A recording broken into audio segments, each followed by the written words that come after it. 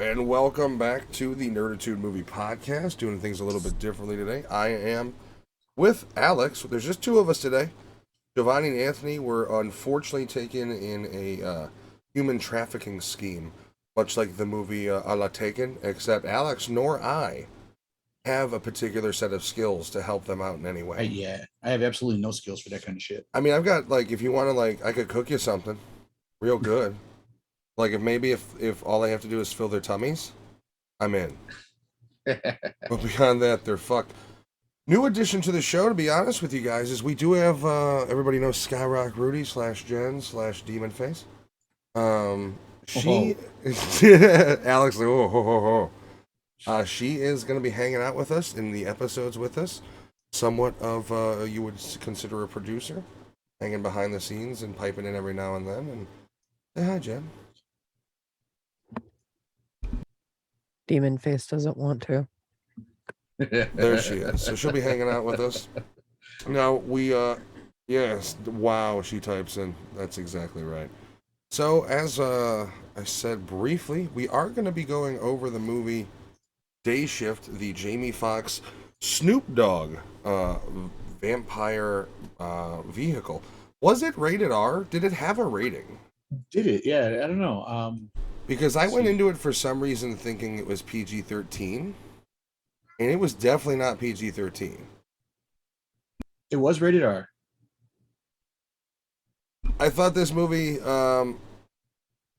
before we go into the full review, I'm going to be honest with you, I thought it was better quality than the normal Netflix movie out there. Then what they do when they pump out. I just watched a new Netflix movie, and I might do a separate video on it. It's a movie called Carter. And it is fucking terrible. I tried to give it the benefit of the doubt. It is a South Korean ripoff of, like, The Raid, of, The Night Comes for Us. And boy, is it bad, man. Like, or Born Identity type, maybe. Yeah, and that's the whole thing, is none of the movie makes sense. Like, so it's a spy thriller, right? Born Identity type of thing. He's got no memory. The whole thing is he's trying to get his memory back, man. And then, like, there's this whole thing of, like, part of his memory being erased is his wife and his daughter. He's got to rescue his daughter from this treatment facility because, by the way, it's a fucking zombie movie. Really? Yes. So there's an hour or so of this fucking movie that is nothing but straight up. And, like, they also try to film so much of the movie with a drone. So there's all these weird shots. And for some reason, they're trying to make it seem as though the entire thing is a continuous shot, which is impossible because you literally have a scene that is a flashback. But they still film it like it's a continuous shot. And yeah, it's just a piss poor movie. And then once again, it comes to the whole, it's basically like North Korea versus South Korea versus America type thing. And it gets to the point where there's these North Korean generals on this plane and the South Korean CIA dudes and the American reporters. And then the fucking zombies are on the plane somehow. And that's when the zombie fucking conflict really even starts playing a role into the movie. Which then from there on becomes nothing but a zombie movie. The ending, and yes, I'm going to spoil the whole fucking thing. I'm probably going to do a separate video on this movie with detail, but the ending is everybody makes it out. He saves his wife, his daughter. They're still zombies, but they have potentially a cure. And then they're on this train, and it zooms out, and then the tracks in front of the train explode. And the movie ends. Bye-bye, Carter. I don't understand what the fuck they were going for, but Day Shift is a much better movie. Jen says, "What's up, Mikey?" Jen says, Day Shift's budget was $100 million. I could see that. Yeah, I saw that. I think it went into the movie. I mean, Jamie Foxx has probably played, pretty handsomely. But before we go into the movie, let's go ahead and we'll just watch a short snippet of the trailer, because I don't want to get fucking flagged. You know what I'm saying? So just a real quick snippet. So you could play like 2 seconds in, right? Yeah, here we go. Like every day. What are you doing in my room? And that's what we're gonna give you, frankly, because trailers also nowadays fucking just give you way too much of the movie. You know what I'm saying, Mikey? It's going, man. The I like that SO, opening no scene. problem, buddy. That opening scene's pretty awesome. So, before we go into the full movie review, there's a couple other things we wanted to discuss going on in the industry. Some of them a little bit older, some a little bit newer. I mean, they're all kind of blending because we're talking the Ezra Miller thing, and we're talking DC, which is sort of an ongoing fucking struggle for him. But here we have, first off, we've got the Batgirl canceled every DC movie and series affected by the Warner Brothers Discovery merger. So they're wiping the slate clean. Like, they're basically going, anything, it's seemingly to me, anything that's in the Arrowverse needs to fucking die. Yeah. Like, we got to get rid of it. And I don't have it pulled up trailers here to sell the whole movie these days. They do. That trailer is 2 minutes long. Like, that gives away everything. Because you can't put continuous footage from the movie. So, like, you have to fill it in with the action scenes. I will say, I did, which I thought I was going to dislike him in it, I did like Snoop Dogg in it. Yeah.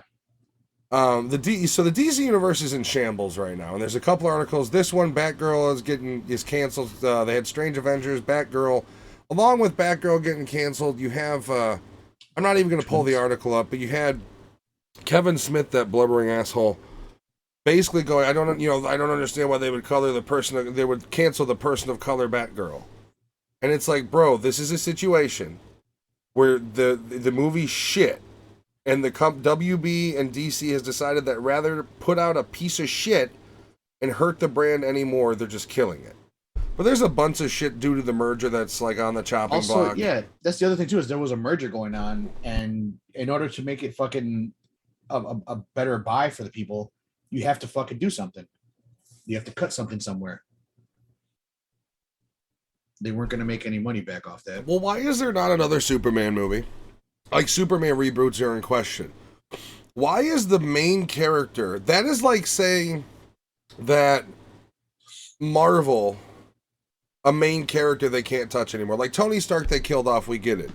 You really think he's not going to come back in the whatever wars and whatever it's called? He'll be back. Multiverse or whatever. They're going to give him the Johnny Depp treatment. $300 million and a farm full of alpacas. That's in Tony Stark's next contract. I think he's going to want snacks instead of alpacas. Yeah, Robert Downey Jr. seems better put together. He is the original superhero, Superman, right? Like, how is there not a fucking Superman product out there besides that CW bullshit show?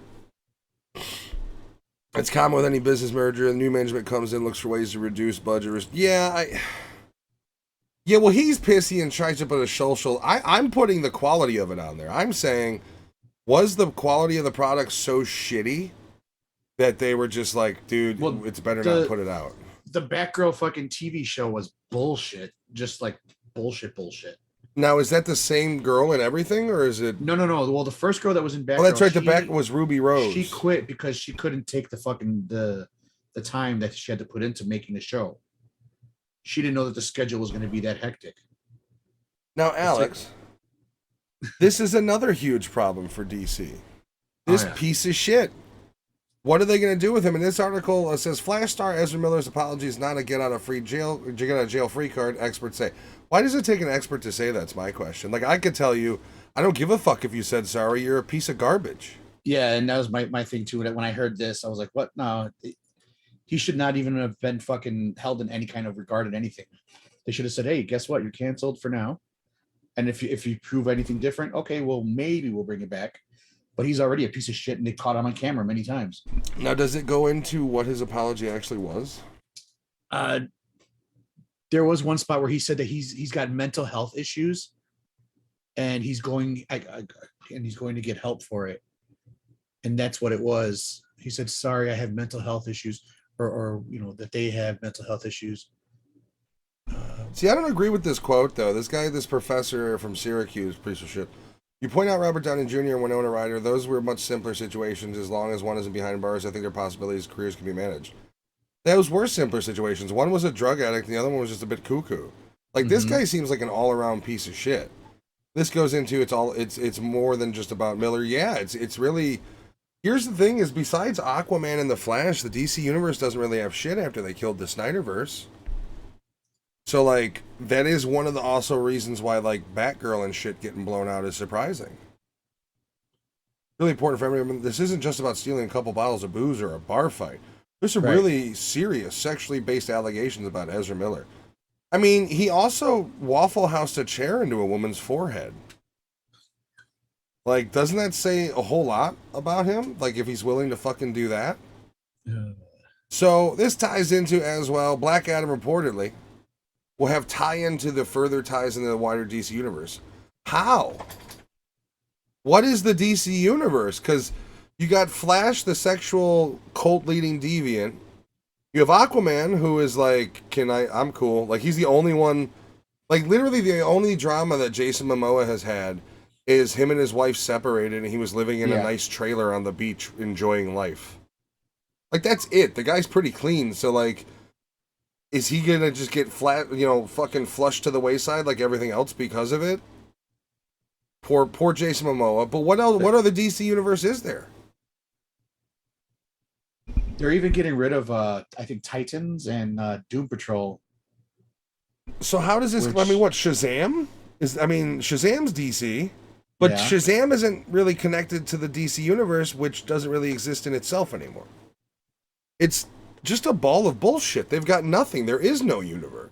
They could still use Shazam because the only reference to Superman they had was a faceless person at the end, and they never showed once. They never showed. Well, just the body double, yeah. Yeah, they never showed a face to the Superman.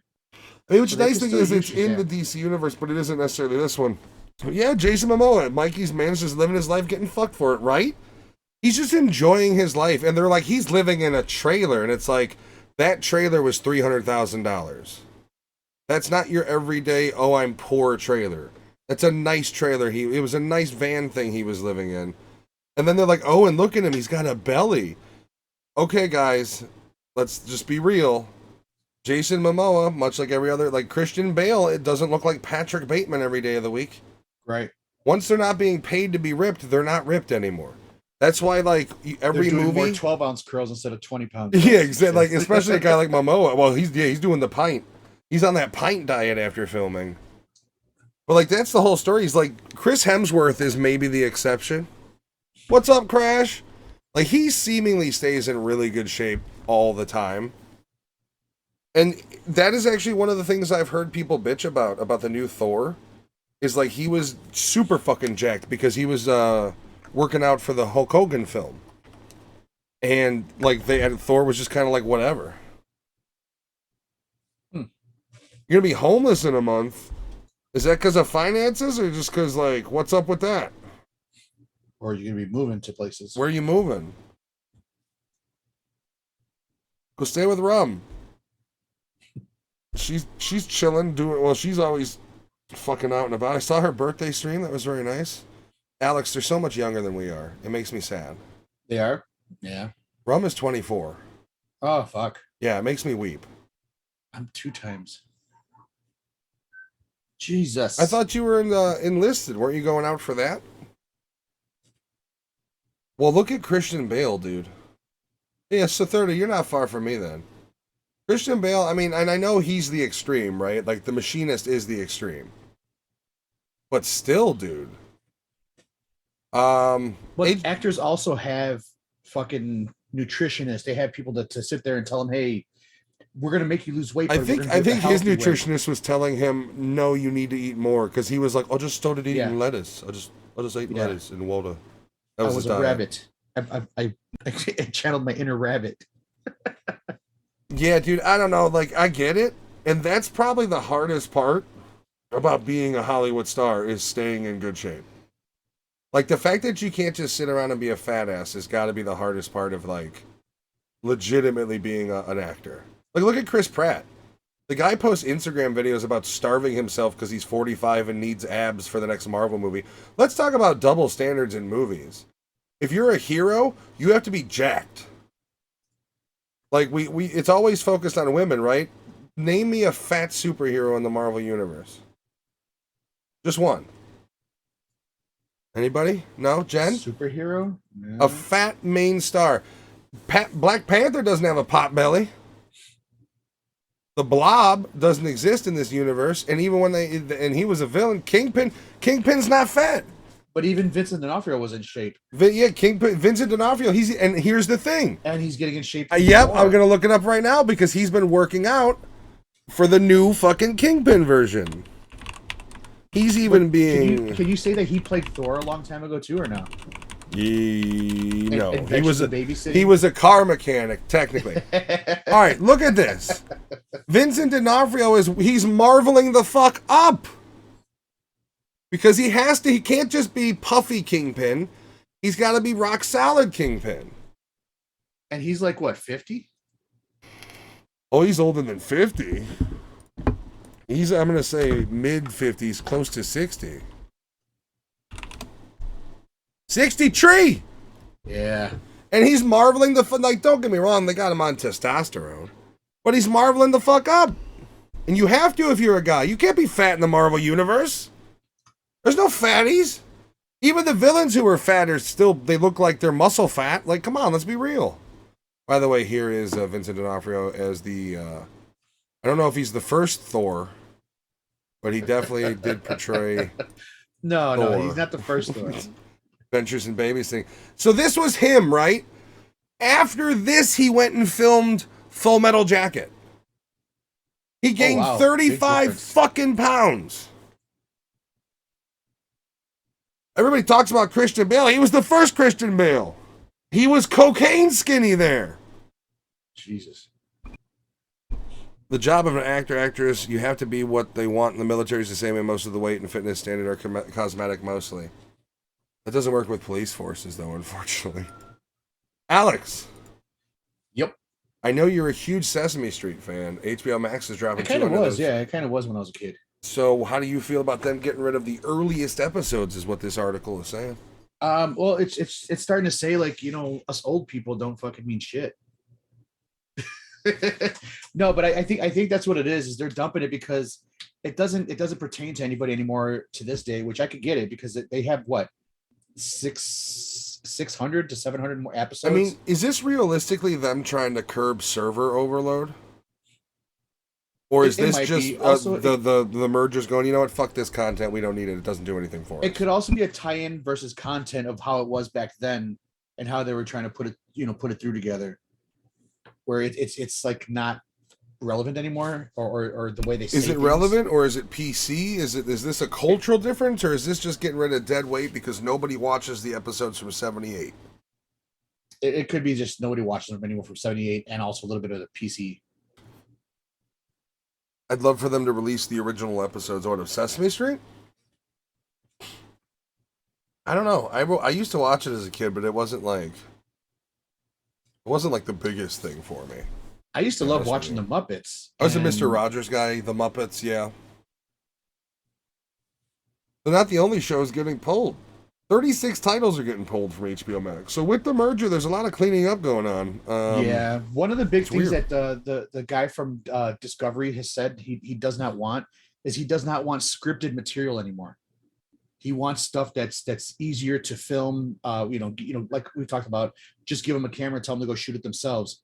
He wants the smallest budget to film shit. But that's on the Discovery end. But you can't tell HBO that this is our new format. Like I can understand the Discovery shows. I mean, look at one of my favorite former Discovery shows was American Choppers. I think that was Discovery. Yeah. No, but this is all around because he's also going to own TBS. TNT, so it's also going to affect the impact. Surprise, motherfucker! That's going to affect wrestling. What's up, Vet? I mean, yeah, but there's only so much he can come in and change. Like HBO's not going to not make the next Game of Thrones series because of this guy. Yeah. Yeah, he's this generation's Bill Gates on entertainment. A sad news, ladies and gentlemen. That's right. Regal owners. Cineworld prepares for Chapter 11 bankruptcy. The UK exhibitor is struggling to get through the US summer box office. We are proactively evaluating strategic options to ensure we have the balance sheet strength and flexibility to adapt to market conditions. The process remains ongoing. We are committed to our customers' experience to being the best place to watch a movie. Cineworld added. This is the number 2 fucking cinema. Oh, okay, so it's not Regal. Wait, Regal's owner themselves, so the people that fucking own Regal. So it's not just Regal, it's the overarching company itself that owns Regal. It's UK based. Net debt stood at about $5 billion. Holy shit. They got 200 million in incremental loans prior. Who the hell wants to pay $50 for 2 tickets plus a drink of popcorn? Well, see, that's part of the problem, right? Is we tried to make the movie theater like a restaurant, and you devalued what becoming a movie theater is, right? Like throughout history, movie theaters have been that place where you go and you watch a movie, and now we've made it like dinner, and it's home, and it's like, I don't know. I haven't been to a movie theater in a while because I wasn't willing to pay the amount of money you have to pay for the top experience. There's certain upscale movie theaters that actually do give you meals. Like you place your order ahead of time. They bring you out a steak and potato or whatever while you're sitting there eating. But who wants to do that? You could do that shit at home. I know, or go to dinner after the movie or before the movie. Like, how about this? You give me a bubble, right? Just a bubble that I can sit in and vape in. That has ventilation. Nobody can fuck with me. Just a space. That'll make me go back to the theater.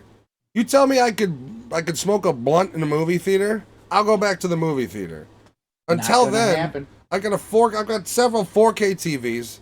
I've got surround systems. What's the point? It's 45 days until it hits fucking digital, if not earlier. Yeah. So it's like, sorry, vet. Like I want the comfort of home throughout the pandemic has become such a priority now. It's not even about like I used to be one of those people where like I couldn't wait. I got to see that movie in theater. I can't wait fucking 3 months. And now it's like, I'll catch it when it hits digital, man. I'm good. Although I have been thinking about going back to the movies, but if I go back to the movies, I want it to be a late showing. I want it to be nighttime. I want it to be less people though. Like late showing on like a fucking Thursday or something weird. That's usually it's the opposite though. You want to go during the day when nobody's around. See, we used to go Sunday mornings. Yeah, we would go every weekend. We'd go a Saturday or Sunday morning, and there was weekends where it was like, fuck, I really want to see a movie, but nothing good is playing. We've seen everything else. Like that's how much we used to go, and it's just like we haven't been in a long time, and I wouldn't mind going, but there is also a time commitment. Like you are committing to being at a specific location for 2 hours with limited mobility. It's just, a daycare service in theaters would make sense. You add it onto your ticket, and they scan your phone, and then they put your kid on a leash or in a cage or something, and then there's the daycare. Last year, around this time, we actually went to a drive-through. Vet was talking about drive-through, or drive-in. Sorry, not drive-through. And we saw like they reran Harry Potter for us, and pretty much it was in Soldier Field's parking lots, and they had stacked up 4 trailers, the old containers, and then they put a big screen on it, and then they fucking projected a movie there, and you played it through your car. It was fucking great. Jen and I I would love to go to a drive-through movie, but I don't want to go into the city for it. Nah. And there's not really any out here. I mean, if the 40 miles, 35 miles, like you've got Soldier Field doesn't always do them either. You've got one where Vet was talking about. It's near the fucking Kill Castle for H.H. Holmes. There's one right around that's there. Fucking Inglewood. Yeah, there's one right over there. I don't want to go to Inglewood. I'm not going to get shot so I can go fucking see Harry Potter. I actually was going to, Jen was like, hey, surprise me for my birthday, and I was going to go to a drive-in movie. But like, there is a drive-in like 30 miles away from us. Not in the fucking hood. But the only movie that was playing on her birthday was fucking Friday the 13th. And she would not have appreciated that at all. Would you, Jen? Nope, she says. She can communicate. She's got a microphone. She's just refusing to talk. That's really, I mean, we have one more article that's really kind of a local flavor, I guess we can do before we do the actual movie review. Naperville officer justified in deadly shooting of hatchet-wielding man. As he should have been. What the fuck? There's not much to the story. DuPage County State's Attorney, well, they always have to do that investigation, though. Yeah. Fuck, dude. Coyote Drive-In. Oof. Man, you know what venue was really cool is Red Rocks. They whatchamacallit just did a South Park. Did their 25th anniversary live-in concert at Red Rocks. And I'd love to go to Red Rocks. All right, yeah, like I said, shit's getting weird for the entertainment industry, man. Movie theater chain. I mean, Cineworld. So it's not even Regal. It's they're above people, which is kind of crazy. Their ownership is losing it, which is bad news. So here's to the movie. Now, I'm gonna be straight up. I like this movie. I like this movie way more than I thought I was gonna. Hatchet Week should have been an axe like a real man. Here's the thing, though. An axe takes a bigger stride to swing. You know what I mean? I'm jealous of your Red Rock adventure. So yeah, I really like this movie. This movie at some parts felt like the John Carpenter's Vampires. It has sort of a road trip vampire feel almost to it in some cases. I think it was more like Evil Dead, as far as like the comedic and the kills and the way the way they moved around and stuff. I'll agree, but that doesn't kick in till halfway, what happens to Dave Franco when that happens. When the Dave Franco thing happens, it gives me a sort of also like a Idle Hands vibe, in a way. That part, yeah, I could see that. This movie is a violent. I love the soundtrack, by the way. Nothing but 90s hip hop.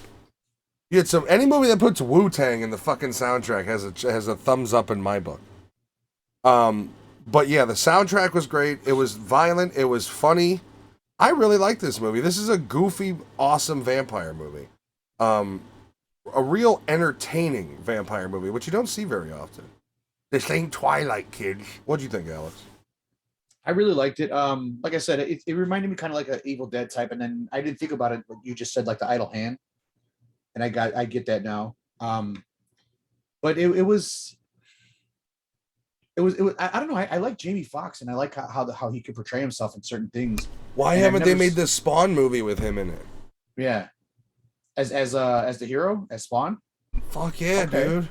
You imagine Jamie Foxx is like, yeah, I know he's older, and frankly, what's his face? He's in good shape though. He's in incredible shape right now because he was working out for that Tyson movie he filmed. Yeah. So he's in Tyson shape. Best Jamie Foxx movie since Booty Call. You, my friend, have never seen the incredible film Held Up. Which one was that one? Dude, I like that movie. That's when he was still in his goofy, skinny comedian phase. And he basically is like a robber that goes to this small-ass podunk gas station. And it becomes a big thing. I enjoy a movie. It's a goofy movie. Okay, I think I remember seeing it. Okay. Yeah, it's one of those.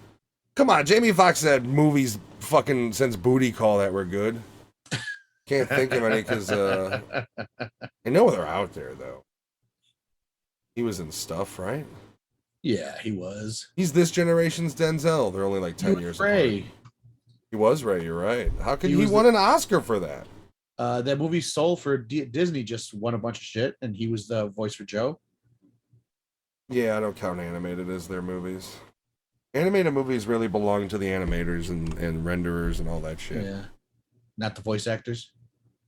Did he steal those from Richard Pryor also? No, the voice actors, no. They shouldn't own that movie. That movie should be owned by the animators and the people who created it. The voice actors just go into a room and record their shit. Collateral with fucking yes! Tom Cruise. One of my favorite movies. How can I forget that? Collateral, vet. You're wrong. Basic premise of this movie is Jamie Foxx is a vampire hunter who has been removed from essentially the vampire hunting union due to his various code violations. Tactics, yes. Yeah. And the movie does open up. That vampire scene where he blasts the old lady is really how the movie kind of opens up. And here's the thing I will give them credit for. As much as they show, that scene is much longer than you would think it is. Mm-hmm. That fight between him and the vamp chick is pretty long. The movie's actually also, in my opinion, a little bit more intricate than you would imagine. A lot of contortionists too. Like contortionists in this movie. All of them. Every vampire can just at will snap and relocate their bones, apparently.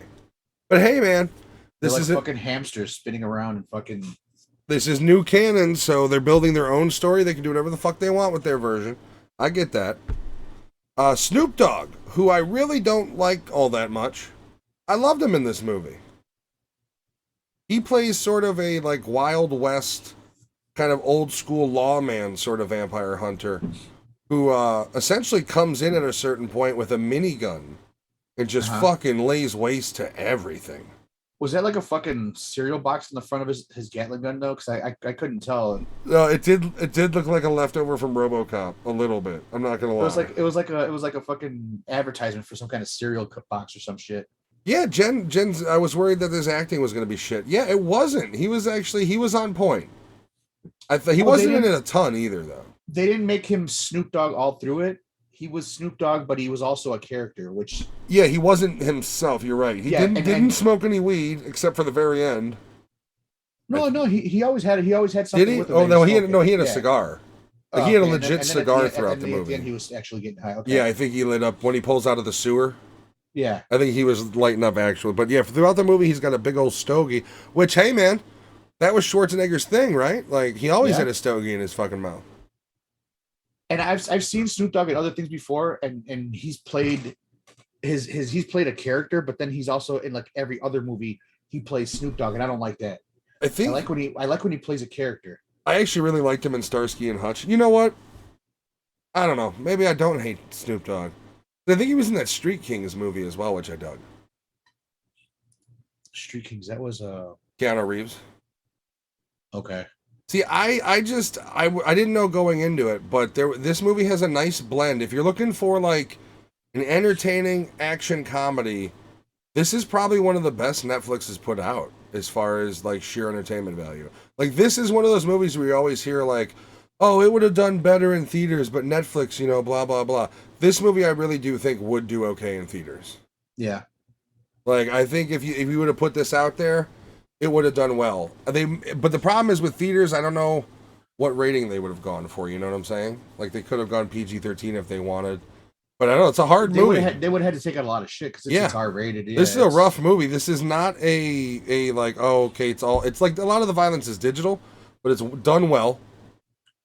And they don't tone it down. Like language, gore, it's all there.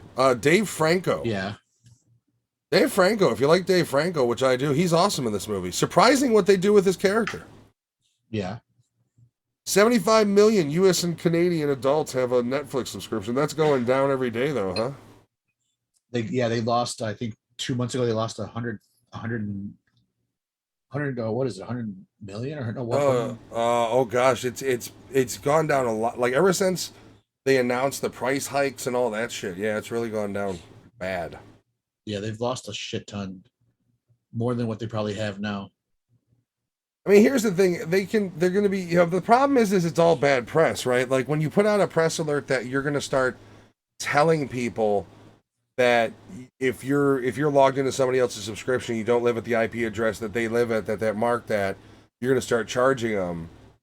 41% of Netflix users are watching without paying. I mean, the problem is you have in the press, you're having the reverse effect where now people are going like, well, fuck you. I'm definitely not going to pay you now. Yeah. I don't know.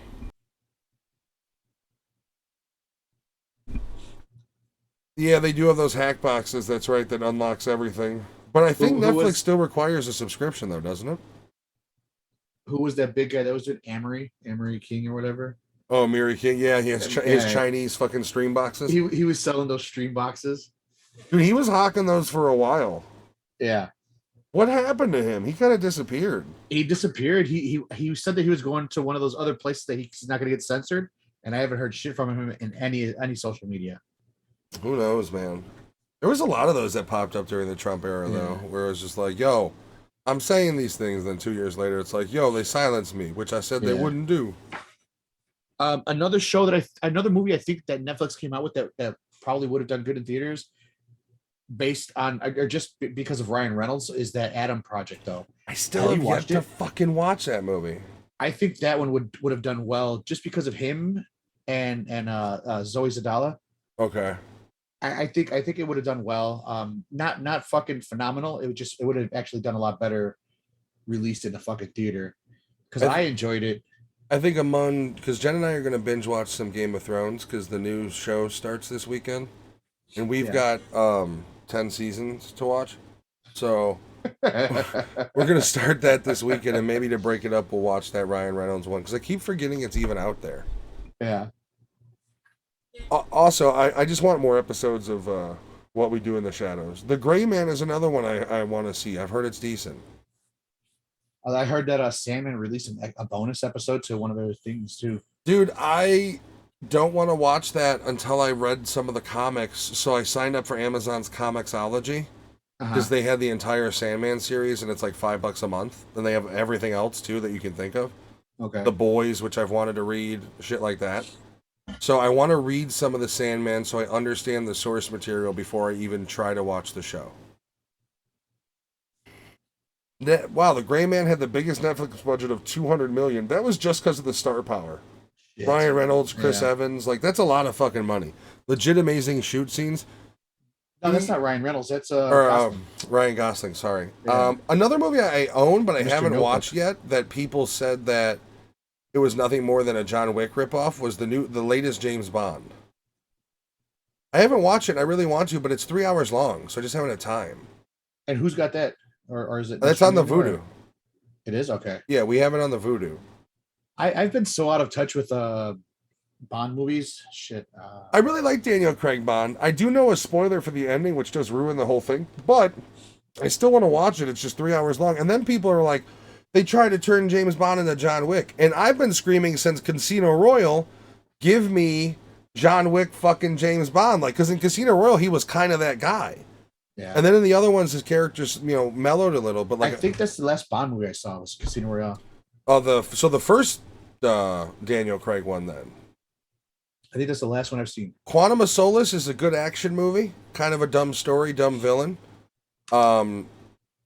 Spectre, which I think is the fourth one. Oh shit! There was there's one with Javier Bardem, and I think that's Spectre. That one was good. I can't remember them now. I think there's 4 or 5 of them. I just haven't watched it. There was the one with Batista, which I think is Spectre as well. But I just haven't had time to watch the latest one, which I want to. Can you say that line from the zombie movie with Batista? What's the line? The millions of dollars or whatever. No, I blanked it, dude. I have repressed that movie like a molestation. I don't fucking have any knowledge of that movie left over. So Day Shift, I think it's about time we give it our hot dogs. What do you think? Sure. Dude, okay, here's my Bonds. I love Pierce Brosnan Bond. So for me, it's Sean Connery, Pierce Brosnan, Daniel Craig if I got to choose 3, which I will. Those are my favorites. Casino Royale is one of my favorite Bond movies of all time. Just the whole scene where he takes on the 2 dudes in the fucking hallway and kills them both and then removes a slug from his stomach himself. Fucking badass, man. Badass. I'm trying to find James Bond movies to see which one, but I know they're. Let's see. Why my monitor's so bright.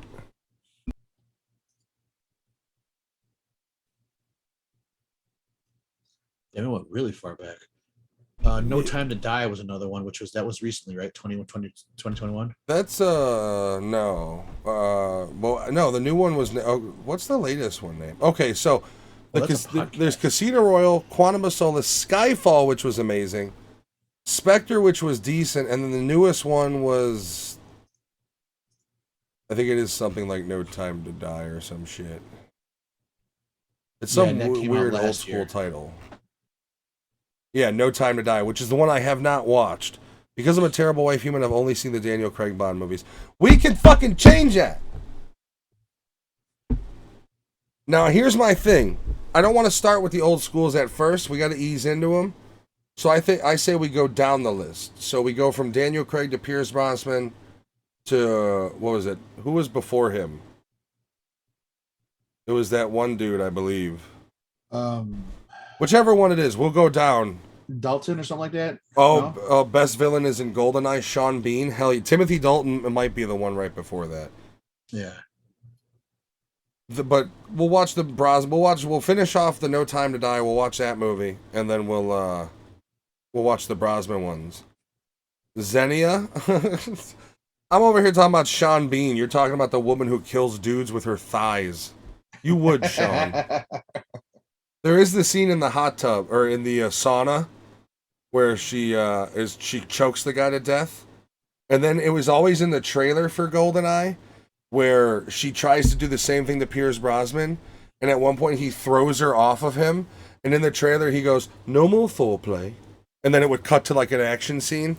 I distinctly remember that in my old stupid brain. That's how you want to go out being. So Xenia is Jean Grey, I believe, from X-Men. Jensen Femke? I believe so. Okay. I believe she was the Russian villainess in GoldenEye, if memory serves me correctly.